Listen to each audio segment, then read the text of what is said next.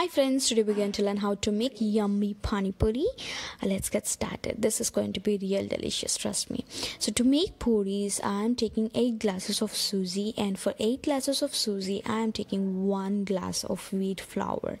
Mix all the ingredients together, the wheat flour and the Sooji, mix it together and add water to make it a fine dough. So like this, add water little by little and mix it together to make a fine dough. So you're going to knead it real hard to make a fine rava into fine dough like this. See, the dough should be of medium soft like this, and rest the dough for at least 20 minutes and take it out. So before rolling the dough into puris, you're going to knead it again, and then take a big size dough ball like this and roll it into thin chapatis.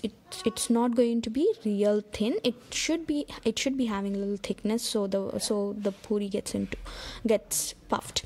Okay.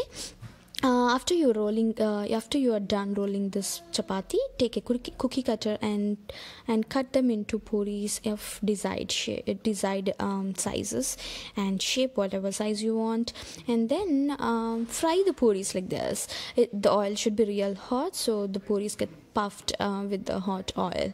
The puris may not be puffed, like all the puris you put into the oil may not be puffed up, but don't worry about it, because you're going to use the puris which puffed for pani puri, and the puris which didn't puff will go into chat. You can use them like that. Take them into a bowl like this once they turn golden brown, and serve them with the ragda masala and pani puri water you have, and they are going to taste delicious. They really taste like the pani puri we get outside on street. So it is hygienic, good. So if you like our video, subscribe to our channel and click the bell icon for notifications. Thank you.